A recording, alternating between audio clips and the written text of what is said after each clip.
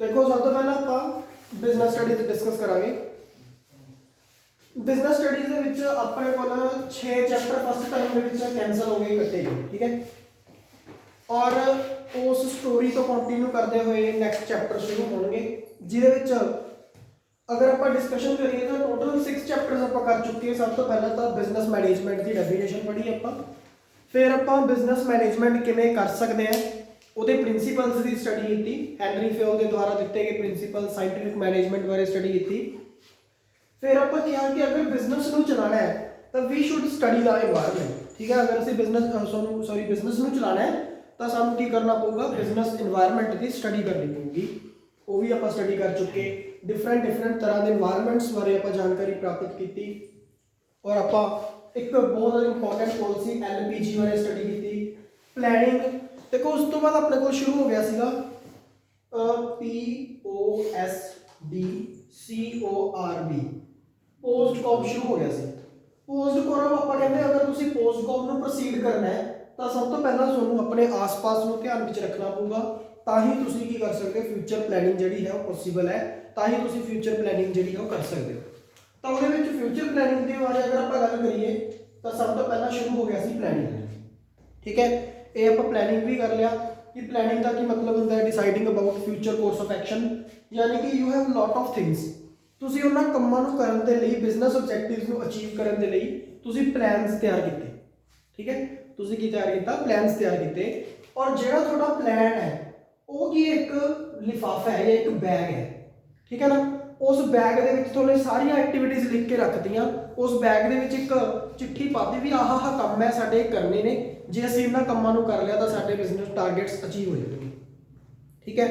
ਹੁਣ ਤੁਸੀਂ ਕੀ ਕਰੋਗੇ, ਜੋ ਚਿੱਠੀਆਂ ਦੇ ਵਿੱਚ ਕੰਮ ਲਿਖੇ ਗਏ ਨੇ ਉਹਨਾਂ ਕੰਮਾਂ ਨੂੰ ਆਪਾਂ ਕੀ ਕਰਾਂਗੇ, ਡਿਫਰੈਂਟ ਪਰਸਨਸ ਨੂੰ ਵੰਡਾਂਗੇ, ਠੀਕ ਹੈ। ਤਾਂ ਕਿ ਕਿਉਂਕਿ ਕਹਿੰਦੇ ਹੁੰਦੇ ਨਾ ਕਿ ਵੰਡ ਕੇ ਕੀਤਾ ਕੰਮ ਜਲਦੀ ਹੋ ਜਾਂਦਾ ਹੈ, ਠੀਕ ਹੈ ਨਾ। ਤਾਂ ਇਸ ਕਰਕੇ ਇਹਦੇ ਵਿੱਚ ਕੀ ਹੁੰਦਾ, ਜਿਹੜਾ ਆਪਣਾ ਟੋਟਲ ਵਰਕ ਹੁੰਦਾ ਹੈ ਆਪਾਂ ਉਹਨੂੰ ਅਲੱਗ-ਅਲੱਗ ਪਾਰਟਸ ਦੇ ਵਿੱਚ ਡਿਵਾਈਡ ਕਰ ਦਿੰਦੇ ਹਾਂ, ਠੀਕ ਹੈ। ਉਹਨੂੰ ਅਸੀਂ ਕੀ ਬੋਲਦੇ ਹਾਂ, ਆਰਗੇਨਾਈਜ਼ਿੰਗ ਬੋਲਦੇ ਹਾਂ। यानी कि यूनिट्स ਦੇ ਵਿੱਚ ਵਰਕ ਨੂੰ ਡਿਵਾਈਡ ਕਰਨਾ on the basis of there common activities, that is called the organising, ਠੀਕ ਹੈ। ਉਹਨੂੰ ਅਸੀਂ ਕੀ ਬੋਲਦੇ ਨੇ, ਆਰਗੇਨਾਈਜ਼ਿੰਗ। ਔਰ ਜਿਹਦੇ ਵਿੱਚ ਅਸੀਂ ਇਹ ਡਿਫਾਈਨ ਕਰ ਦਿੰਦੇ ਹਾਂ ਕਿ ਕਿਹੜਾ ਬੰਦਾ ਕਿਹਦੇ ਪ੍ਰਤੀ ਰਿਸਪੌਂਸੀਬਲ ਹੈ, ਠੀਕ ਹੈ। ਕਿਹੜਾ ਪਰਸਨ ਕਿਹਦੇ ਪ੍ਰਤੀ ਰਿਸਪੌਂਸੀਬਲ ਹੈ, ਇਹ ਸਾਰਾ ਕੁਝ ਆਪਾਂ ਆਰਗੇਨਾਈਜ਼ਿੰਗ ਦੇ ਵਿੱਚ ਕਰ ਚੁੱਕੇ। ਨਾਓ ਆਹ ਦੋ ਪਾਰਟ ਤੁਹਾਡੇ ਸਿਲੇਬਸ 'ਚ ਹੈ ਨਹੀਂ, ਤਾਂ ਰਹਿ ਗਏ ਆਪਣੇ ਸਿਰਫ ਆਵਲੇ, ਠੀਕ ਹੈ। ਇਹਦੇ ਵਿੱਚ ਕਿਹੜਾ ਰਹਿ ਗਿਆ, ਸਟਾਫਿੰਗ, डायरेक्टिंग, कंट्रोलिंग, ठीक है। एक तो अपना चैप्टर रहेगा स्टाफिंग, एक रहेगा अपना डायरेक्टिंग और एक रहेगा अपना कंट्रोलिंग, ठीक है। हुण देखो ਇਹਦੇ ਵਿੱਚ ਆਪਣੇ ਕੋਲ ਕੀ ਸ਼ੁਰੂ ਹੋ ਗਿਆ, ਆਪਾਂ ਨੇ ਕੰਮ ਵੰਡ ਲਿਆ ਨਾ। ਜਦੋਂ ਆਪਾਂ ਨੇ ਕੰਮ ਵੰਡ ਲਿਆ ਤਾਂ ਉਸ ਤੋਂ ਬਾਅਦ ਆਪਾਂ ਨੂੰ ਜ਼ਰੂਰਤ ਹੈ ਹੁਣ ਬੰਦਿਆਂ ਦੀ, ਕਿਉਂਕਿ ਆਪਾਂ ਨੇ ਸਾਰਾ ਵਰਕ ਡਿਵਾਈਡ ਕਰਤਾ ਔਰ ਦੱਸਤਾ ਵੀ ਆਹ ਬੰਦਾ ਇਹਦੇ ਪ੍ਰਤੀ ਰਿਸਪੌਂਸੀਬਲ ਹੋਊਗਾ। ਨਾਓ ਜਿਹੜਾ ਅਗਲਾ ਸਟੈਪ ਸ਼ੁਰੂ ਹੋ ਜਾਂਦਾ ਹੈ ਮੈਨੇਜਮੈਂਟ ਪ੍ਰੋਸੈਸ ਦੇ ਵਿੱਚ, ਉਹ ਇਹ ਆ ਜਾਂਦਾ ਹੈ कि staffing is concerned with appointment of the workers ਨੂੰ ਅਪਾਇੰਟ ਕਰਨ ਦੇ ਨਾਲ ਸੰਬੰਧਿਤ ਹੈ ਸਟਾਫਿੰਗ, ਜਿਹਦੇ ਵਿੱਚ ਅਸੀਂ ਕੀ ਕਰਦੇ ਹਾਂ, ਵਰਕਰਸ ਨੂੰ ਅਪਾਇੰਟ ਕਰਦੇ ਹਾਂ, ਰਿਕਰੂਟਮੈਂਟ ਕਰਦੇ ਹਾਂ ਔਰ ਵਰਕਰਸ ਨੂੰ ਅਪਾਇੰਟ ਕਰਕੇ ਉਹਨਾਂ ਨੂੰ ਉਹਨਾਂ ਦੀ ਜਗ੍ਹਾ ਦੇ ਉੱਤੇ ਬਿਠਾ ਦਿੰਦੇ ਹਾਂ, ਠੀਕ ਹੈ। ਹੁਣ ਜਿਵੇਂ ਦੇਖੋ ਤੁਹਾਨੂੰ ਮੈਂ ਇੱਕ ਸਿੰਪਲ ਜਿਹਾ ਪ੍ਰੋਸੀਜਰ ਦੱਸਦਾ। ਜਦੋਂ ਤੁਸੀਂ ਵੱਡੇ ਹੋਗੇ ਨਾ ਤਾਂ +2 ਕਲੀਅਰ ਕਰਨ ਲਈ ਗ੍ਰੈਜੂਏਸ਼ਨ ਹੋ ਗਈ ਤੁਹਾਡੀ, ਫਿਰ ਉਸ ਤੋਂ ਬਾਅਦ ਤੁਹਾਨੂੰ ਇੱਕ ਪ੍ਰੋਸੈਸ ਦੇ ਵਿੱਚੋਂ ਦੀ ਲੰਘਣਾ ਪਊਗਾ। ਤੁਸੀਂ ਪਹਿਲਾਂ ਐਗਜ਼ਾਮਸ ਦੀ ਤਿਆਰੀ ਕਰੋਗੇ, एग्जाम्स की तैयारी करके फिर उसके बाद तुसीं की रिक्रूटमेंट निकलूगी किसी भी गवर्नमेंट की, चाहे वो सेंट्रल गवर्नमेंट की निकले चाहे पंजाब गवर्नमेंट की निकले, ठीक है। तुसीं उस रिक्रूटमेंट फॉर्म में फिल करोगे, फिर उस तो बाद तुहाडा टेस्ट कंडक्ट किया जाऊगा। जे किसी पेपर दे विच इंटरव्यू हुई तो इंटरव्यू ली जाऊगी, फिर उस तो बाद तुहाडी सिलैक्शन हो जूगी। सिलैक्शन तो बाद तुहानूं उस थां ते जॉब के उत्ते बिठा दिता जाऊगा, फिर उस तो बाद तुहानूं उहदी ट्रेनिंग दी जाऊगी। यही सारा कुछ आपां ने स्टाफिंग वाले चैप्टर दे विच पढ़ना है कि ਆਪਾਂ ਪਹਿਲਾਂ ਰਿਕਰੂਟਮੈਂਟ ਕਰਦੇ ਹਾਂ, ਯਾਨੀ ਕਿ ਰਿਕਰੂਟਮੈਂਟ ਦੇ ਵਿੱਚ ਆਰਗੇਨਾਈਜੇਸ਼ਨ ਕੀ ਕਰਦੀ ਹੈ, ਸੂਟੇਬਲ ਕੈਂਡੀਡੇਟਸ ਤੋਂ ਇਨਵਾਈਟ ਕਰਦੀ ਹੈ ਐਪਲੀਕੇਸ਼ਨਸ, ਠੀਕ ਹੈ, ਵੀ ਤੁਸੀਂ ਇਸ ਜੌਬ ਦੇ ਲਈ ਅਪਲਾਈ ਕਰੋ। ਉਹਨਾਂ ਨੇ ਜੌਬ ਦੇ ਲਈ ਅਪਲਾਈ ਕਰਤਾ, ਫਿਰ ਉਸ ਤੋਂ ਬਾਅਦ ਟੈਸਟ ਹੁੰਦਾ ਹੈ, ਫਿਰ ਇੰਟਰਵਿਊ ਹੁੰਦੀ ਹੈ, ਫਿਰ ਆਪਾਂ ਉਹਦੀ ਸਿਲੈਕਸ਼ਨ ਕਰ ਲੈਂਦੇ ਹਾਂ ਫਾਈਨਲ, ਔਰ ਬਾਅਦ ਵਿੱਚ ਉਹਨੂੰ ਜੌਬ ਦੇ ਉੱਤੇ ਬਿਠਾ ਕੇ ਉਹਨੂੰ ਟ੍ਰੇਨਿੰਗ ਦਿੱਤੀ ਜਾਂਦੀ ਹੈ ਵੀ ਇਸ ਕੰਮ ਨੂੰ ਇਸ ਤਰ੍ਹਾਂ ਕਰਨਾ ਹੈ। ਇਹ ਸਾਰੇ ਦਾ ਸਾਰਾ ਟੌਪਿਕ ਜਿਹੜੇ ਨੇ ਇਹਨਾਂ ਇਸ ਸਾਰੇ ਦੇ ਸਾਰੇ ਟੌਪਿਕਸ ਨੂੰ ਆਪਾਂ ਸਟਾਫਿੰਗ ਵਾਲੇ ਚੈਪਟਰ ਦੇ ਵਿੱਚ ਪੜਾਂਗੇ, ਠੀਕ ਹੈ। ਦੇਖੋ ਸੁਣਨ ਨੂੰ ਤਾਂ ਬਿਲਕੁਲ ਸਿੰਪਲ ਜਿਹਾ ਲੱਗ ਰਿਹਾ ਹੈ ਨਾ, ਵਿਆਹ ਜਿਹੜੀਆਂ ਸਾਰੀਆਂ ਚੀਜ਼ਾਂ ਬਿਲਕੁਲ ਸਿੰਪਲ ਹੈ ਔਰ ਵਾਕਈ ਬਿਲਕੁਲ ਸਿੰਪਲ ਜਿਹਾ ਸਿਲੇਬਸ ਜਿਹੜਾ ਹੈਗਾ ਤੁਹਾਡਾ ਪੈਂਡਿੰਗ ਰਹੇਗਾ। ਠੀਕ ਹੈ, ਜਿਹੜੇ ਥੋੜਾ ਜਿਹਾ ਆਪਾਂ ਕਹਿ ਦਿੰਦੇ ਵੀ ਬਿਗਨਰ ਦੇ ਵਾਸਤੇ ਟੈਕਨੀਕਲ ਹੁੰਦੇ ਨੇ, ਉਹ ਸਟਾਰਟਿੰਗ ਵਾਲੇ ਚੈਪਟਰ ਹੀ ਬਿਗਨਰਸ ਦੇ ਵਾਸਤੇ ਟਿਪੀਕਲ ਹੁੰਦੇ ਆ। ਠੀਕ ਹੈ, ਉਹ ਤੁਸੀਂ ਪੜ੍ਹ ਲਿਆ, ਹੁਣ ਤੁਹਾਨੂੰ ਕੀ ਹੈ ਬਿਲਕੁਲ ਵੀ ਪ੍ਰੋਬਲਮ ਨਹੀਂ ਆਉਣ ਵਾਲੀ, ਕਿਉਂਕਿ ਆਪਣਾ ਜਿਹੜਾ ਸਿਲੇਬਸ ਹੈ ਆਲਰੇਡੀ ਤੁਹਾਨੂੰ ਮੈਨੇਜਮੈਂਟ ਬਾਰੇ ਆਲਰੇਡੀ ਸਭ ਕੁਝ ਪਤਾ ਹੈ।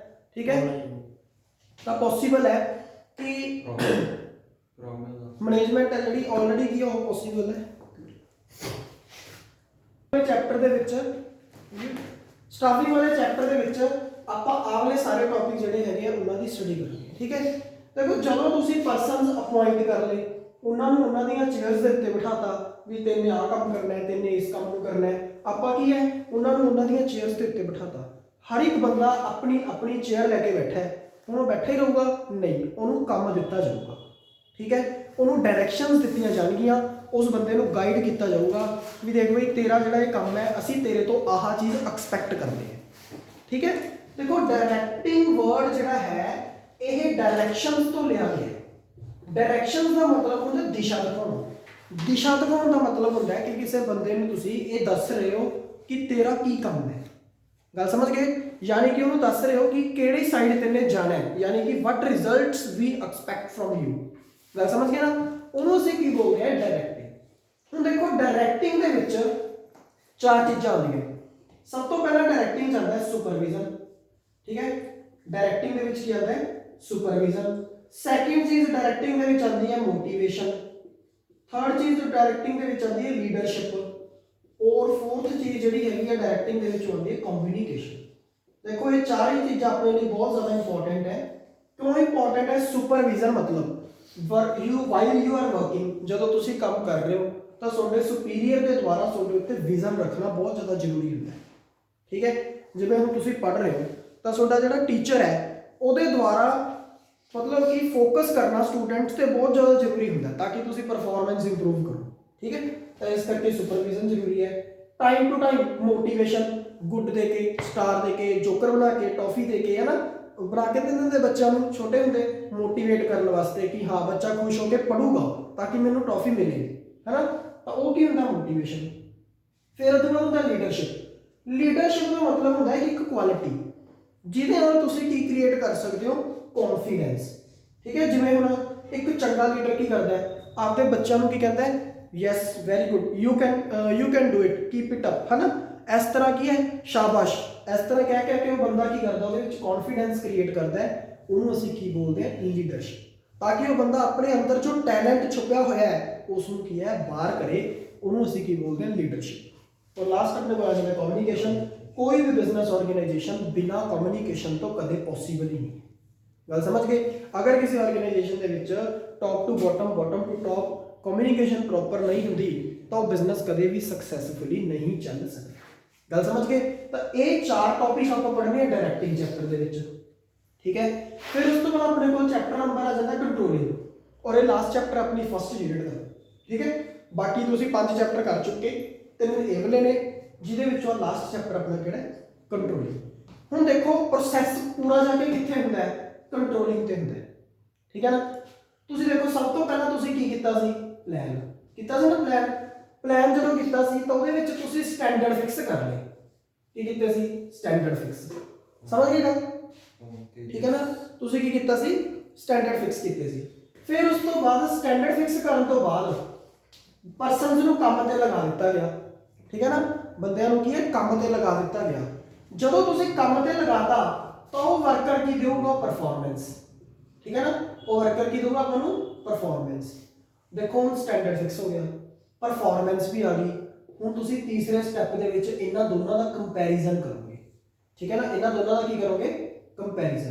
ਕੰਪੈਰੀਜ਼ਨ ਕਰਕੇ ਦੇਖੋਗੇ ਕਿ ਜੋ ਕੰਮ ਹੈ, ਜੋ ਪਰਫਾਰਮੈਂਸ ਹੈ, ਕਿ ਉਹ ਸਟੈਂਡਰਡਸ ਦੇ ਅਕੋਰਡਿੰਗ ਹੋਈ ਹੈ ਕਿ ਨਹੀਂ ਹੋਈ। ਗੱਲ ਸਮਝ ਗਏ ਨਾ। ਜੇ ਆਪਣਾ ਕੰਮ ਸਟੈਂਡਰਡਸ ਦੇ ਅਕੋਰਡਿੰਗ ਨਹੀਂ ਹੋਇਆ ਤਾਂ ਆਪਾਂ ਫਾਈਂਡ ਆਊਟ ਕਰਦੇ ਹਾਂ ਡੈਵੀਏਸ਼ਨਸ। ਡੈਵੀਏਸ਼ਨਸ ਦਾ ਸਿੰਪਲ मीनिंग ਹੁੰਦਾ ਹੈ डिफरेंस। ठीक है, डिफरेंस फाइंड आउट करते हैं कि ਕੰਮ ਜ਼ਿਆਦਾ ਹੋ ਗਿਆ ਕਿ ਘੱਟ ਹੋ ਗਿਆ। देखो दोनों चीज़ें ही नुकसानदायक है। ਕੰਮ ਜ਼ਿਆਦਾ ਹੋ ਗਿਆ ਤਾਂ ਵੀ ਨੁਕਸਾਨਦਾਇਕ ਹੈ, ਘੱਟ ਹੋ ਗਿਆ ਤਾਂ ਵੀ ਨੁਕਸਾਨਦਾਇਕ ਹੈ। क्यों? कहते जे काम अपना घट हो गया यानी कि 100 यूनिट कहे सी बने 90, क्यों की कारण है? हो सकता है वर्कर्स की एफिशिएंसी ना हो, है ना। जे अपने 100 की बजाय 110 हो गए तो असं ये देखा भी कितने वर्कर्स ने काम करने च काली तो नहीं करती, कितने क्वालिटी तो नहीं कॉम्प्रोमाइज़ होगी, है ना। तो इस करके असी की फाइंड आउट करांगे? डेविएशंस। गल समझ गए? जदों असी डेविएशंस फाइंड आउट कर ले उस तो बाद असी एक्शन लवांगे, इमीडिएट एक्शन लवांगे कि ਜਿਹੜੇ ਇਹ डेविएशंस आए ने, जो डिफरेंसिस आए ने, वो दोबारा कदे भी ना हो। गल समझ गए? तो इस तरीके नाल जदों आपने गलतियां रिमूव करने के तरीके सोच ले तो इट मीनस अपना मैनेजमेंट का जो प्रोसैस है, जो मैनेजमेंट के स्टैप्स ने, planning, organising, staffing, directing, controlling, कोआर्डीनेटिंग, और ये सारे के सारे अपने प्रोसैस के पॉइंट्स पूरे हो जाएंगे। और यही अपना सिलेबस सी जिहदे विचों 3 चैप्टर अपने उन्होंने सैकेंड टर्म नहीं छड्डदे सी, वो आपां सारे के सारे डिस्कस कर लें। ठीक है, पता लग गया है? तो हुण उस तो बाद ये अपने 3 चैप्टरां की डिस्कशन होगी कि आपां 3 चैप्टरां च की पढ़ना है। और इन्ने कोई ईजी चैप्टर्स ने कि बिल्कुल बेसिक है, जो आपां डिस्कशन करांगे ना तुहानूं सारियां चीज़ां आराम नाल क्लीयर हो जाएगी। गल समझ गए? हुण आपां अगर फर्दर डिस्कशन करते हैं तो देखो अगे जो आप डिस्कशन करनी है, नैक्सट जो चैप्टर्स ने वो अपने 3 चैप्टर्स हो रहे हैं। ठीक है, ठीक है, वो 3 चैप्टर्स देखो किहड़े हैं। सब तो पहला तो अगर आप उन्होंने 3 चैप्टर्स के विचों पहले चैप्टर की गल करिए तो वो है जी अपने को फाइनेंशियल मैनेजमेंट। ठीक है, किहड़ा चैप्टर है वो अपना? Financial management. दूसरा है फाइनेंशियल,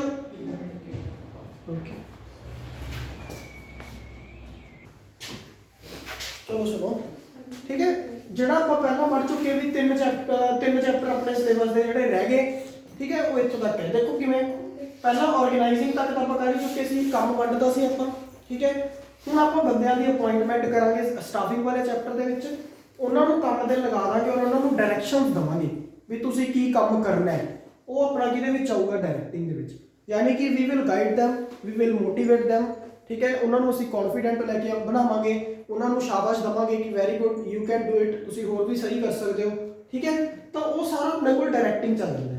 कंट्रोलिंग च की होंदा है? स्टैंडर्ड तुसीं प्लैनिंग च फिक्स कर ले, डायरैक्टिंग च तुसीं परफॉर्मेंस देती, इन्हां दोनों का कंपैरिजन करके तुसीं इत्थे फाइंड आउट करोगे डिफरेंसिस, डेविएशंस फाइंड आउट करोगे कि डेविएशंस पॉजिटिव आए कि नैगेटिव आए। जे डेविएशन पॉजिटिव आए मतलब कि 100 यूनिट सोचे सी बन गए 110, तो तुसीं कहोगे ये भी गलत हो गया। क्यों गलत हो गया? क्योंकि पॉसीबल है भी इंप्लॉइज ने काली की होवे काम नूं करन च, है ना, और क्वालिटी नूं कॉम्प्रोमाइज़ करता होवे। इस करके असीं कंसीडर करांगे भी जिहड़ी क्वालिटी है वो भी कॉम्प्रोमाइज़ नहीं होनी चाहिए। ठीक है, और जो नैगेटिव डिफरेंसिस आ गए यानी कि 100 की बजाय 90 यूनिट्स बन गए, तो भी आप डिफरेंसिस जिहड़े ने उन्हां दी स्टडी करांगे भी ये जिहड़ा 10 यूनिट की कमी आई क्यों नहीं ये पूरे हुए। ठीक है ना, तो इन्हां डेविएशंस नूं फाइंड आउट करके taking the corrective actions on time, this is called the controlling. और जदों असीं ये तीनों चैप्टर कर लैंदे हैं तो अपना मैनेजमेंट का जिहड़ा प्रोसैस है पूरा हो जाता है। पोस्ट को planning, organising, staffing, directing, controlling and coordinating, reporting budgeting सोडे सिलेबस च। गल समझ गए? इस करके इत्थे अपना जाके पहली यूनिट बिजनेस स्टडीज़ की कंप्लीट हो जाती है और अपने 3 चैप्टर ही पेंडिंग है। ठीक है जी, उस तो बाद नैक्सट जो अपने सैकेंड यूनिट है वो 3 चैप्टर पेंडिंग है, क्योंकि सैकेंड यूनिट का सोडा जो फस्ट टर्म से कला मार्केटिंग सीगा। मार्केटिंग बहुत बड़ा चैप्टर से, ये अपना खत्म हो गया, हम फस्ट टर्म के ओवर हो गया। हूँ अपने को 3 चैप्टर्स पेंडिंग बच गए। ठीक है, सब तो पहला अपने को आ गया फाइनेंशियल मैनेजमेंट। सब तो पहला की अपने को फाइनेंशियल मैनेजमेंट। देखो आप पिछले समैसटर पिछले साल +1 च, ठीक है, तुम जिथे भी पढ़े हो, पर मैनू इन्ना पता भी तुम चैप्टर पढ़िया होगा बिजनेस फाइनेंस। ठीक है ना, बिजनेस फाइनेंस जिहदे डिफरेंट सोर्सिस बारे स्टडी की होगी।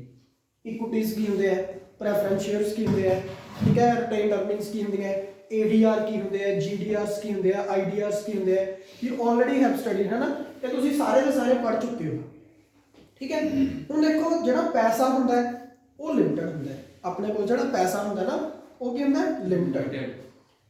अपने को अनगिनत पैसा है नहीं, लिमिटेड पैसा है। तो देखो बिजनेस ऑर्गेनाइजेशन च आप अपने बिजनेस को मैनेज करने की गल कर रहे हैं सारी की सारी +2 के, तो पैसे को भी मैनेज करना पड़ेगा। ਪੈਸਾ ਕਿੱਥੋਂ ਲਈਏ ਕਿ ਸਸਤਾ ਮਿਲ ਜੇ, ਠੀਕ ਹੈ। ਪੈਸਾ ਕਿੱਥੇ ਯੂਜ਼ ਕਰੀਏ ਕਿ ਉਹਦਾ ਅਪਰੋਪਰੀਏਟ ਯੂਜ਼ ਹੋ ਜੇ, ਇਹ ਸਾਡੇ ਲਈ ਬਹੁਤ ਜ਼ਿਆਦਾ ਇੰਪੋਰਟੈਂਟ ਹੈ। ਔਰ ਜਦੋਂ ਅਸੀਂ ਇਹਦੇ ਰਿਗਾਰਡਿੰਗ ਡਿਸੀਜਨਸ ਲੈਂਦੇ ਆ, ਉਹਨੂੰ ਅਸੀਂ ਫਾਈਨੈਂਸ਼ੀਅਲ ਮੈਨੇਜਮੈਂਟ ਬੋਲਦੇ ਹਾਂ, ਠੀਕ ਹੈ। ਵੀ ਪੈਸਾ ਕਿੱਥੋਂ ਰੇਜ਼ ਕਰੀਏ ਸਸਤਾ ਮਿਲ ਜੇ, ਔਰ ਪੈਸਾ ਜਿਹੜਾ ਹੈਗਾ ਉਸ ਦਾ ਯੂਜ਼ ਕਿਵੇਂ ਕਰੀਏ ਤਾਂ ਕਿ ਉਹਦਾ ਜਿਹੜਾ ਯੂਜ਼ ਹੈ ਉਹ ਅਪਰੋਪਰੀਏਟ ਹੋਵੇ, ਠੀਕ ਹੈ। ਔਰ ਪੈਸੇ ਦਾ ਜਿਹੜਾ ਮਿਸਯੂਜ਼ ਹੈ ਉਹ ਨਾ ਹੋਵੇ, ਇਸ ਚੀਜ਼ ਨੂੰ ਇਨਸ਼ੋਰ ਕਰਨਾ, that is called financial management. Clear ਹੋ ਗਿਆ ਇਹ ਪੁਆਇੰਟ, ਠੀਕ ਹੈ। ਇਸ ਚੈਪਟਰ ਦੇ ਵਿੱਚ ਆਪਾਂ ਕਈ ਟੌਪਿਕਸ ਪੜਾਂਗੇ, ਉਹ ਮੈਂ ਤੁਹਾਨੂੰ ਸਾਰੇ ਕਰਵਾਉਂਗਾ 1 by 1। ਔਰ ਤੁਹਾਨੂੰ ਇਸ ਚੈਪਟਰ ਦੇ ਵਿੱਚ ਇਹ ਚੀਜ਼ ਦੱਸੀ ਜਾਊਗੀ ਕਿ ਕੋਈ ਵੀ ਪਰਸਨ ਇਨਸੋਲਵੈਂਟ ਕਿਉਂ ਹੋ ਜਾਂਦਾ ਹੈ, ਕੀ ਕਾਰਨ ਹੈ ਕਿ ਜਿਹੜਾ ਬੰਦਾ ਹੈ ਉਹਦਾ ਦਿਵਾਲੀਆ ਨਿਕਲ ਜਾਂਦਾ ਹੈ, ਔਰ ਪਰਸਨ ਨੂੰ ਅਪ ਟੂ ਸਪੈਸੀਫਿਕ ਲਿਮਿਟ ਤੱਕ ਲੋਨ ਲੈਣਾ ਚਾਹੀਦਾ ਹੈ। ਉਹਦੀ ਸਟੱਡੀ ਆਪਾਂ ਨੂਮੈਰੀਕਲੀ ਕਰਾਂਗੇ, ਠੀਕ ਹੈ। ਮੈਂ ਤੁਹਾਨੂੰ 2-4 ਨੂਮੈਰੀਕਲ ਸੋਲਵ ਕਰਵਾਉਂਗਾ ਫਾਈਨੈਂਸ਼ੀਅਲ ਮੈਨੇਜਮੈਂਟ ਦੀ, ਠੀਕ ਹੈ। ਬੀਕਾਮ ਦੀ ਐਮਕਾਮ ਦੀ ਬੁੱਕ ਚੋਂ ਮੈਂ ਨੂਮੈਰੀਕਲ ਲੈ ਕੇ ਆਊਂਗਾ ਫਾਈਂਡ ਆਊਟ ਕਰਕੇ, ਔਰ ਮੈਂ ਤੁਹਾਨੂੰ ਸਾਰੀ ਚੀਜ਼ ਇੱਥੇ ਪ੍ਰੂਵ ਕਰਕੇ ਦਿਖਾਊਂਗਾ ਕਿ ਕਿਸ ਤਰ੍ਹਾਂ ਕਰਜ਼ਾ ਸਸਤਾ ਹੈ ਲੈਣਾ, ਠੀਕ ਹੈ, but up to specific limit. ਪਰ ਜੇ ਲਾਸ ਦੀ ਸਿਚੁਏਸ਼ਨ ਹੈ ਫਿਰ ਉਸ ਕੇਸ 'ਚ ਕਰਜ਼ਾ ਲੈਣਾ ਵਧੀਆ ਨਹੀਂ ਹੁੰਦਾ, ਕਿਉਂਕਿ ਉਹ ਸਾਡੇ ਲਾਸ ਨੂੰ ਮੈਗਨੀਫਾਈ ਕਰ ਦਿੰਦਾ ਹੈ। ਮੈਗਨੀਫਾਈ ਕਰਨ ਦਾ ਮਤਲਬ ਹੁੰਦਾ ਸਾਡੇ ਲਾਸ ਨੂੰ ਵਧਾ ਦਿੰਦਾ ਹੈ, ਠੀਕ ਹੈ। ਔਰ ਕਿਵੇਂ ਵਧਦਾ ਲਾਸ ਉਹ ਤੁਹਾਨੂੰ ਆਲਰੇਡੀ ਪਤਾ ਹੈ, ਕਿਉਂਕਿ ਜੇ ਤੁਸੀਂ ਵਿਆਜ ਪੇ ਕਰੋਗੇ ਤਾਂ ਤੁਹਾਡਾ ਖਰਚਾ ਵਧ ਗਿਆ। ਲਾਸ ਤਾਂ ਤੁਹਾਡਾ ਪਹਿਲਾਂ ਹੀ ਹੋ ਜਾਂਦਾ ਹੈ, ਜੇ ਤੁਸੀਂ ਖਰਚਾ ਵਧਾਤਾ ਤਾਂ ਲਾਸ ਹੋਰ ਵੱਧ ਜਾਊਗਾ, ਹੈ ਨਾ। ਤਾਂ ਇਹ ਸਾਰੀ ਚੀਜ਼ ਜਿਹੜੀ ਹੈ ਉਹ ਨੂਮੈਰੀਕਲੀ ਮੈਂ ਤੁਹਾਨੂੰ ਸਾਰੀ ਦੀ ਸਾਰੀ ਪ੍ਰੂਵ ਕਰੂੰਗਾ, ਠੀਕ ਹੈ। ਉਸ ਤੋਂ ਬਾਅਦ ਆਪਣੇ ਕੋਲ ਨੈਕਸਟ ਆ ਜਾਂਦਾ ਫਾਈਨੈਂਸ਼ੀਅਲ ਮਾਰਕੀਟਸ। ਦੇਖੋ ਜਿਹੜਾ ਪੈਸਾ ਹੈ, ਦੇਖੋ ਵੀ ਆਪਣਾ ਜਿਹੜਾ ਅਗਲਾ ਚੈਪਟਰ ਹੈ ਉਹ ਹੈ ਫਾਈਨੈਂਸ਼ੀਅਲ ਮਾਰਕੀਟਸ। ਫਾਈਨੈਂਸ਼ੀਅਲ ਮਾਰਕੀਟਸ ਦਾ ਮਤਲਬ ਕੀ ਹੁੰਦਾ ਹੈ, ਤੁਸੀਂ ਨਾਮ ਸੁਣਿਆ ਹੋਊਗਾ ਸਟਾਕ ਮਾਰਕੀਟ ਦਾ, ਠੀਕ ਹੈ। ਨਾਮ ਸੁਣਿਆ ਹੋਊਗਾ ਸਟਾਕ ਮਾਰਕੀਟ ਦਾ, NSE, BSE, national stock exchange, Bombay stock exchange. ਦੇਖੋ ਜਦੋਂ ਆਪਾਂ ਕਹਿੰਦੇ ਵੀ ਪੈਸੇ ਦਾ ਪ੍ਰੋਪਰ ਯੂਜ਼ ਕਰਨਾ, ਤਾਂ ਆਪਾਂ ਇਹ ਵੀ ਦੇਖਾਂਗੇ ਨਾ ਵੀ ਪੈਸਾ ਲੈਣਾ ਕਿੱਥੋਂ ਹੈ, ਠੀਕ ਹੈ। ਪੈਸਾ ਆਪਾਂ ਨੇ ਅਰੇਂਜ ਕਿੱਥੋਂ ਕਰਨਾ ਹੈ। ਆਪਣੇ ਕੋਲ ਅਰੇਂਜ ਕਰਨ ਦੇ 2-4 ਤਰੀਕੇ ਹੁੰਦੇ ਆ। ਜਾਂ ਤਾਂ ਆਪਾਂ ਪਿਛਲੇ ਸਾਲਾਂ ਦੇ ਪ੍ਰੋਫਿਟ ਨੂੰ ਦੁਬਾਰਾ ਰੀਇਨਵੈਸਟ ਕਰ ਦਈਏ, ਜਿਹਨੂੰ ਤੁਸੀਂ ਰਿਟੇਨਡ ਅਰਨਿੰਗਸ ਬੋਲਦੇ ਹੋ, ਠੀਕ ਹੈ। ਜਾਂ ਫਿਰ ਅਗਰ ਤੁਹਾਡਾ ਬਿਜ਼ਨਸ ਨਵਾਂ ਹੈ ਤਾਂ ਤੁਸੀਂ ਮਾਰਕੀਟ ਦੇ ਵਿੱਚ ਜਾਓਗੇ ਔਰ ਲੋਕਾਂ ਤੋਂ ਪੈਸੇ ਮੰਗੋਗੇ। ਕਿਵੇਂ? ਪ੍ਰੋਸਪੈਕਟਸ ਇਸ਼ੂ ਕਰਕੇ ਲੋਕਾਂ ਤੋਂ ਪੈਸੇ ਇਕੱਠੇ ਕਰੋਗੇ ਇਨ ਦਾ ਫਾਰਮ ਆਫ ਸ਼ੇਅਰ ਕੈਪੀਟਲ, ਜਿਹਦੀਆਂ ਐਂਟਰੀਆਂ ਤੁਸੀਂ ਪਾ ਕੇ ਆਉਂਦੇ +2 ਦੇ ਵਿੱਚ, ਹੈ ਨਾ। ਸ਼ੇਅਰ ਕੈਪੀਟਲ ਦੀ ਫਾਰਮ ਦੇ ਵਿੱਚ ਪੈਸਾ ਇਕੱਠਾ ਕੀਤਾ, ਔਰ ਉਹ ਸ਼ੇਅਰ ਕੈਪੀਟਲ ਤੁਸੀਂ ਰੇਜ਼ ਕਿੱਥੋਂ ਕਰੋਗੇ? ਸਟਾਕ ਮਾਰਕੀਟ ਦੇ ਵਿੱਚੋਂ ਕਰੋਗੇ, ਠੀਕ ਹੈ ਨਾ। ਮਾਰਕੀਟ ਦੇ ਵਿੱਚ ਚਲੇ ਜਾਓਗੇ ਔਰ ਉੱਥੇ ਆਪਣੀ ਕੰਪਨੀ ਦੇ ਪ੍ਰੋਸਪੈਕਟਸ ਵੇਚ ਕੇ ਲੋਕਾਂ ਤੋਂ ਪੈਸੇ ਇਕੱਠੇ ਕਰਕੇ ਆਪਣੀ ਕੰਪਨੀ ਦੇ ਵਿੱਚ ਇਨਵੈਸਟ ਕਰੋਗੇ, ਠੀਕ ਹੈ ਨਾ। ਇਹ ਸਿਸਟਮ ਹੁੰਦਾ ਹੈ ਕਿ ਅਗਰ ਤੁਸੀਂ ਇਨਵੈਸਟਮੈਂਟ ਕਰਨੀ ਹੈ ਜਾਂ ਤੁਸੀਂ ਕੰਪਨੀ ਨੇ ਕੋਈ ਪੈਸਾ ਰੇਜ਼ ਕਰਨਾ ਹੈ, ਤਾਂ ਕੰਪਨੀ ਪੈਸਾ ਰੇਜ਼ ਕਿਵੇਂ ਕਰ ਸਕਦੀ ਹੈ? ਕੰਪਨੀ ਪੈਸਾ ਰੇਜ਼ ਕਰ ਸਕਦੀ ਹੈ ਕੈਪੀਟਲ ਮਾਰਕੀਟ ਵਿੱਚ ਜਾ ਕੇ, ਫਾਈਨੈਂਸ਼ੀਅਲ ਮਾਰਕੀਟ ਵਿੱਚ ਵਿਜ਼ਿਟ ਕਰਕੇ, ਉੱਥੇ ਜਾ ਕੇ ਆਪਣੇ ਪ੍ਰੋਸਪੈਕਟਸ ਦਿਖਾ ਦਿੰਦੀ ਹੈ। ਦੇਖੋ ਜੀ ਅਸੀਂ ਕੰਪਨੀ ਦੇ ਸ਼ੇਅਰ ਵੇਚ ਰਹੇ ਹਾਂ, ਤਾਂ ਜਿਹੜੇ ਵੀ ਲੋਕ ਉੱਥੇ ਪ੍ਰੈਜ਼ੈਂਟ ਹੁੰਦੇ ਆ ਉਹ ਕੰਪਨੀ ਦੇ ਕੀ ਕਰ ਲੈਂਦੇ ਆ? ਸ਼ੇਅਰ ਖਰੀਦ ਲੈਂਦੇ, ਠੀਕ ਹੈ। ਪਰ ਅੱਜ ਕੱਲ੍ਹ ਇਹ ਟ੍ਰੇਡਿੰਗ ਆਨਲਾਈਨ ਵੀ ਹੋਣ ਲੱਗ ਗਈ। ਆਨਲਾਈਨ ਟ੍ਰੇਡਿੰਗ ਕਰਨ ਲੱਗੇ ਸਾਨੂੰ ਕੀ ਕੁਝ ਚਾਹੀਦਾ ਹੈ, ਉਹਦੀ ਵੀ ਸਟੱਡੀ ਜਿਹੜੀ ਹੈ ਉਹ ਆਪਾਂ ਕਰਨੀ ਹੈ। ਔਰ ਅੱਜ ਕੱਲ੍ਹ ਸ਼ੇਅਰ ਕਾਗਜ਼ੀ ਫਾਰਮ ਦੇ ਵਿੱਚ ਆਪਾਂ ਨੂੰ ਨਹੀਂ ਮਿਲਦੇ, ਉਹਦੇ ਵਾਸਤੇ ਡੀਮੈਟ ਅਕਾਊਂਟ ਜਿਹੜਾ ਹੈਗਾ ਉਹ ਆਪਾਂ ਨੂੰ ਓਪਨ ਕਰਨਾ ਪੈਂਦਾ, ਠੀਕ ਹੈ। ਕੌਣ ਡੀਮੈਟ ਅਕਾਊਂਟ ਓਪਨ ਕਰੂਗਾ, ਔਰ ਡੀਮੈਟ ਅਕਾਊਂਟ ਓਪਨ ਕਰਨ ਤੋਂ ਬਾਅਦ ਆਪਣੇ ਕੋਲ ਕਿਵੇਂ ਟ੍ਰਾਂਜੈਕਸ਼ਨਾਂ ਹੁੰਦੀਆਂ, ਉਹ ਸਾਰਾ ਸਿਸਟਮ ਮੈਂ ਤੁਹਾਨੂੰ ਦੱਸੂਗਾ। ਪਰ ਤੁਸੀਂ ਇਸ +1 ਦੀ ਕਲਾਸ ਦੇ ਵਿੱਚ ਇਹ ਨਹੀਂ ਸਮਝ ਸਕਦੇ ਵੀ ਮਾਰਕੀਟ ਚੱਲਦੀ ਕਿਵੇਂ ਹੈ, ਕਿਉਂਕਿ ਉਹ ਮਾਰਕੀਟ ਦੇ ਚੱਲਣ ਦਾ ਤਰੀਕਾ ਤਾਂ ਅੱਜ ਤੱਕ ਵੱਡੇ ਬੰਦਿਆਂ ਨੂੰ ਵੀ ਨਹੀਂ ਪਤਾ ਲੱਗਿਆ। ਤੁਸੀਂ ਤਾਂ ਫਿਰ ਵੀ ਕਿਤੇ ਵਿਚਾਰੇ ਹੋ, ਹੈ ਨਾ। ਸੋ ਉਹਨੂੰ ਤਾਂ ਬਹੁਤ ਡਿਫੀਕਲਟ ਹੈ ਉਹ ਚੀਜ਼ ਸਮਝਣਾ, ਕਿਉਂਕਿ ਮਾਰਕੀਟ ਦੇ ਵਿੱਚ ਗ੍ਰਾਫਸ ਹੁੰਦੇ ਆ, ਉਹ ਗ੍ਰਾਫਸ ਨੂੰ ਸਟੱਡੀ ਕਰਨਾ ਪੈਂਦਾ, ਠੀਕ ਹੈ। ਮੇਰਾ ਜਿਹੜਾ ਮਕਸਦ ਹੋਊਗਾ ਤੁਹਾਨੂੰ ਫਾਈਨੈਂਸ਼ੀਅਲ ਮਾਰਕੀਟ ਦੀਆਂ ਸਾਰੀਆਂ ਟਰਮੀਨੋਲੋਜੀਜ਼ ਨੂੰ ਕਲੀਅਰ ਕਰਨਾ ਹੋਊਗਾ ਵੀ ਸੈਂਸੈਕਸ ਔਰ ਨਿਫਟੀ ਕੀ ਹੁੰਦੇ ਨੇ, ਠੀਕ ਹੈ। ਔਰ ਤੁਹਾਨੂੰ ਇਹ ਦੱਸੂਗਾ ਮੈਂ NSE ਕਦੋਂ ਬਣਿਆ, BSE ਕਦੋਂ ਬਣੀ, ਔਰ ਕੀ ਨੇ ਇਹ, ਕਿੱਥੇ ਦਾ ਹੈੱਡਕੁਆਟਰ ਹੈ, ਸੈਬੀ ਕੌਣ ਹੈ, ਇਹਨਾਂ ਸਾਰੀਆਂ ਜਿਹੜੀਆਂ ਚੀਜ਼ਾਂ ਬਾਰੇ ਆਪਾਂ ਕੀ ਸਟੱਡੀ ਕਰਾਂਗੇ, ਠੀਕ ਹੈ ਨਾ। ਬੀਅਰ ਕੀ ਹੁੰਦਾ ਹੈ, ਬੁੱਲ ਕੀ ਹੁੰਦਾ ਹੈ, ਠੀਕ ਹੈ, ਸਟੈਗ ਕੀ ਹੁੰਦਾ ਹੈ, ਇਹ ਸਾਰੀਆਂ ਜਿਹੜੀਆਂ ਚੀਜ਼ਾਂ ਨੇ ਇਹ ਆਪਾਂ ਪੜਾਂਗੇ, ਕਲੀਅਰ ਹੈ ਨਾ। ਉਸ ਤੋਂ ਇੱਕ ਮੈਂ ਤੁਹਾਨੂੰ ਪ੍ਰੋਸੀਜਰ ਪੜਾਊਂਗਾ ਵੀ ਕਿਵੇਂ ਤੁਸੀਂ ਸਟਾਕ ਮਾਰਕੀਟ ਦੇ ਵਿੱਚ ਅਗਰ ਇਨਵੈਸਟਮੈਂਟ ਕਰਨੀ ਹੈ ਤਾਂ ਕੀ ਪ੍ਰੋਸੀਜਰ ਹੈ, ਸਮਝ ਗਏ। ਸਭ ਤੋਂ ਟਿਪੀਕਲ ਚੈਪਟਰ ਆਪਣੇ ਆ 2 ਹੈ ਬਸ, ਠੀਕ ਹੈ ਨਾ। ਜੇ ਤੁਸੀਂ ਇਹਨੂੰ ਪੜ੍ਹ ਲਿਆ ਚੰਗੀ ਤਰ੍ਹਾਂ ਤਾਂ ਤੁਹਾਡੇ ਯਾਦ ਹੋ ਗਏ, ਤਾਂ ਫਿਰ ਬਾਕੀ ਤਾਂ ਕੁਝ ਵੀ ਨਹੀਂ। ਜਦੋਂ ਇਹ ਸਾਰੇ ਖਤਮ ਹੋ ਜਾਂਦੇ ਆ ਤਾਂ ਲਾਸਟ ਚੈਪਟਰ ਆਪਣਾ ਬਚਦਾ ਹੈ। 6 ਚੈਪਟਰ ਨੇ, 12 ਸੀ ਟੋਟਲ, 6 ਪਿਛਲੇ ਸਮੈਸਟਰ ਚਲੇ ਗਏ, 5 ਹੋ ਗਏ, ਲਾਸਟ ਰਹਿ ਗਿਆ ਕੰਜ਼ਿਊਮਰ ਪ੍ਰੋਟੈਕਸ਼ਨ, ਜਿਹਦੇ ਵਿੱਚ ਆਪਾਂ ਇਹ ਸਟੱਡੀ ਕਰਾਂਗੇ ਕਿ ਬੀਇੰਗ ਕੰਜ਼ਿਊਮਰ ਆਪਣੇ ਕੁਝ ਰਾਈਟਸ ਹੁੰਦੇ ਆ, ठीक है, क्योंकि मार्केट में एक्सप्लॉयटेशन बहुत ज़्यादा इनक्रीज होता जा रहा है जिमें जिमें अपना बिजनेस वर्ल्ड ਕੰਪਲੈਕਸ ਹੁੰਦਾ ਜਾ ਰਿਹਾ है। ठीक है, मार्केट ਦੇ ਵਿੱਚ ਕੰਜ਼ਿਊਮਰਸ ਦਾ ਬਹੁਤ ਵੱਡੇ ਪੱਧਰ ਤੇ ਸ਼ੋਸ਼ਣ ਕੀਤਾ ਜਾਂਦਾ ਹੈ, ਪਰ ਕਈ ਬਿਜ਼ਨਸ ਆਰਗੇਨਾਈਜੇਸ਼ਨਸ ਇਹ ਸੋਚਦੇ ਨੇ ਕਿ customer is the king of business. ਠੀਕ ਹੈ, ਜੇ ਕਸਟਮਰ ਨਹੀਂ ਤਾਂ ਸਾਡਾ ਬਿਜ਼ਨਸ ਨਹੀਂ। ਪਰ ਕਈ ਕੀ ਕਰਦੇ ਨੇ ਗਲਤ ਤਰੀਕੇ ਨਾਲ ਇਨਡਲਜ ਐਕਟੀਵਿਟੀਜ਼ ਕਰਕੇ, ਠੀਕ ਹੈ ਨਾ, ਕੰਜ਼ਿਊਮਰਸ ਨੂੰ ਐਕਸਪਲੋਇਟ ਕਰਨ ਦੀ ਕੀ ਕਰਦੇ ਨੇ ਕੋਸ਼ਿਸ਼ ਕਰਦੇ। ठीक है, तो उस एक्सप्लॉयटेशन तो किमें प्रोटेक्शन मिल सकती है, वो अपना जो चैप्टर है दैट इज कंज्यूमर प्रोटेक्शन। ठीक है, अपने को की राइट्स ने की साड़ियाँ रिस्पॉन्सिबिलिटीज़ ने, अगर किसी ने साडे नाल धोखा किया असी किमें किमें कोर्ट दे विच जाके उत्थे जाके असी की है कंप्लेंट दर्ज कर सकते हैं, किहड़ी कोर्ट च जाना है वो सारा कुछ दस्सिया जाऊगा कि कितनी अमाउंट तो लैके कितनी अमाउंट तक का अगर धोखा हो गया तुसीं किहड़ी कोर्ट च जाना है। ठीक है ना, और मैं तुहानूं तो दस भी दूंगा भी थोड़ी कोर्ट है कित्थे, उत्थे चले जाइयो जी कोई दिक्कत आ गई। ठीक है ना, नॉर्मली परसन पंगे लैंदा नहीं कि कोर्ट कचहरियां चक्कर च नहीं पैंदा, अगला वो कोई गल नहीं 10,000 की चीज़ है यार कोई गल नहीं जाता court they which, but it's your right. ठीक है ना, ये तुहाडा राइट है कि तुसीं उस राइट नूं की एप्लीकेबल करो। ठीक है ना, तुहाडे राइट्स नूं की प्रॉपर तरीके नाल यूज़ करो, और अगर कोई वायलेशन करता है तो तुसीं उस दे अगेंस्ट स्ट्रिक्ट एक्शन लो। और तुहानूं ये दस्सिया जाऊगा कि किसी भी चीज़ को खरीदण वेले तुसीं एक मार्क चैक करना है। ठीक है ना, इलैक्ट्रॉनिक गुड्स खरीदनी है तो ISI का मार्क चैक करना है, कोई एग्रीकल्चर प्रोडक्ट खरीदने हैं तो एग मार्क का साइन चैक करना है, कोई सोना चांदी खरीदना है तो हॉल मार्क का साइन चैक करना है। तो ये सारिया चीज़ां, या कोई चीज़ खरीदण जाओ मार्केट के बाजार के कोई चीज़ खरीदण जाओ तो बिल की डिमांड जरूर करनी है, विदाउट बिल कोई चीज़ नहीं लैके आनी। तुसीं कहोगे फिर GST पऊगा। ठीक है ना, एक कंज्यूमर अवेयरनेस के तौर पर मैं तुहानूं ये कहूँगा कि बिल लेना चाहिए। ठीक है ना, पर जेकर GST जे आप टैक्स की चोरी करनी हो तो वैसे ही आप इलीगल है बंदे, फिर है ना, आप डिफाल्टर है फिर तो, क्योंकि सरकार की निगाह तो जो आप टैक्स नहीं भर रहे तो आप डिफॉल्टर ही हैं।